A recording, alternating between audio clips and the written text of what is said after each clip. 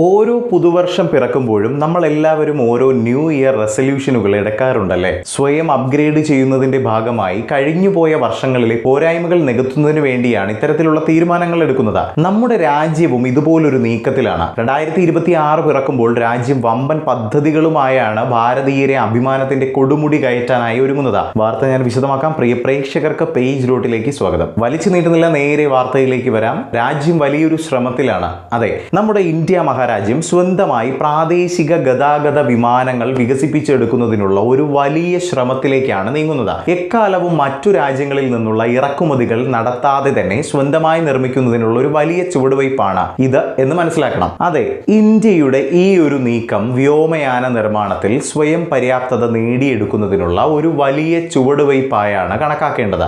ഈ ഒരു പദ്ധതിക്ക് വേണ്ടി ഒരു സ്പെഷ്യൽ പർപ്പസ് വെഹിക്കിൾ രൂപീകരിക്കുമെന്ന് വലിയ ഒരു പ്രഖ്യാപനമാണ് ഇപ്പോൾ പുറത്തേക്ക് വരുന്നത്. ഞാൻ നേരത്തെ പറഞ്ഞതുപോലെ മറ്റു രാജ്യങ്ങളെ ആശ്രയിക്കുന്നത് കുറച്ച് നമ്മുടെ രാജ്യത്ത് എയ്റോസ്പേസ് മേഖലയിലെ വളർച്ച കൈവരിക്കുക എന്ന വലിയ ലക്ഷ്യത്തോടെ മേക്ക് ഇൻ ഇന്ത്യ പദ്ധതി മുൻനിർത്തിയുള്ള ഒരു വലിയ നീക്കമാണ് നമ്മുടെ രാജ്യം ലക്ഷ്യം വെക്കുന്നത്. അതുപോലെ തന്നെ രാജ്യത്തിന്റെ നേട്ടങ്ങളിൽ എടുത്തു പറയേണ്ട ഒന്നാണ് പ്രതിരോധ കയറ്റുമതികളിൽ നമ്മുടെ രാജ്യം കൈവരിച്ച വളർച്ച. കഴിഞ്ഞ 2024-25 വർഷത്തിൽ റെക്കോർഡ് വളർച്ചയാണ് നമ്മുടെ ഇന്ത്യ മഹാരാജ്യം കൈവരിച്ചത്. 23,622 കോടി രൂപയാണ് ആ ഒരു വർഷം കൊണ്ട് നമ്മുടെ രാജ്യം പ്രതിരോധ കയറ്റുമതിയിൽ നിന്നും മാത്രം നേടിയെടുത്തത്. ഇന്ത്യയിൽ നിന്നും ലോക രാജ്യങ്ങൾക്ക് പ്രതിരോധ കയറ്റുമതി നടത്തുന്നതിലൂടെയാണ് 2025 ഈ ഒരു വമ്പൻ നേട്ടം രാജ്യം നേടിയെടുത്തത്. മുൻ വർഷങ്ങളെ വെച്ച് താരതമ്യം ചെയ്യുമ്പോൾ വമ്പൻ വളർച്ചയാണ് ഇത്. പ്രതിരോധ കയറ്റുമതി രംഗത്ത് ഇന്ത്യ നേടിയത് ലോകം ഉറ്റുനോക്കുന്ന ഒരു വളർച്ചയാണ് എന്നതുകൂടി നമ്മൾ എടുത്തു തന്നെ പറയണം. പ്രധാനമായ താരതമ്യം നോക്കുകയാണെങ്കിൽ 2014 വെറും 1000 കോടിയിൽ താഴെ മാത്രമായിരുന്നു നമ്മുടെ പ്രതിരോധ കയറ്റുമതിയിലുള്ള വളർച്ച.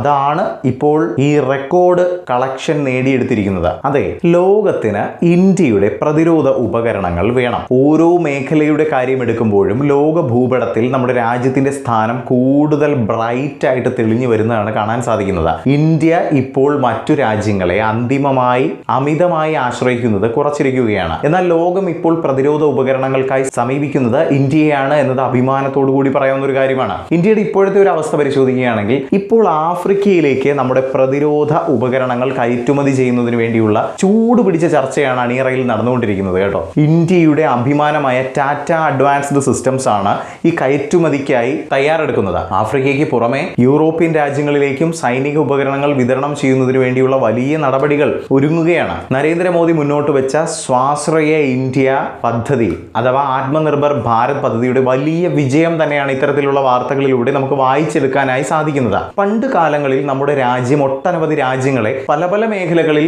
സഹായത്തിനായിട്ട് ആശ്രയിച്ചിരുന്നു. എന്നാൽ ഇത്തരത്തിലുള്ള ഇറക്കുമതി ആശ്രിതത്വം കുറയ്ക്കുന്നതിലൂടെയും അതുപോലെ തന്നെ നിയന്ത്രിക്കുന്നതിലൂടെയും നമ്മുടെ ഇന്ത്യ മഹാരാജ്യത്തിന് വളരാനുള്ള ഒരു പശ്ചാത്തലം ഒരുക്കുകയാണ് ഈ ഒരു ആത്മനിർഭർ പദ്ധതിയിലൂടെ ചെയ്യുന്നത്. ഞാൻ ആദ്യം പറഞ്ഞ വിമാന നിർമ്മാണ പദ്ധതിയും നമ്മൾ സ്വന്തമായി മുന്നോട്ട് കൊണ്ടുപോകുന്നതിലൂടെ വരും വർഷങ്ങളിൽ ഇതിലും വലിയ നേട്ടങ്ങൾ ഇന്ത്യ മഹാരാജ്യത്തിന് കൊയ്തെടുക്കാൻ സാധിക്കുമെന്നതാണ് മനസ്സിലാക്കേണ്ടത്. ഇന്ത്യയുടെ പ്രതിരോധ മേഖലയ്ക്കൊപ്പം ഇന്ത്യയുടെ വ്യാവസായിക മേഖലയും വളരുന്ന ഒരു സ്ഥിതിയാണ് ഞാൻ ഇപ്പോൾ ഇവിടെ പറഞ്ഞ വാർത്തയിൽ നിന്നും നാം മനസ്സിലാക്കേണ്ടത്.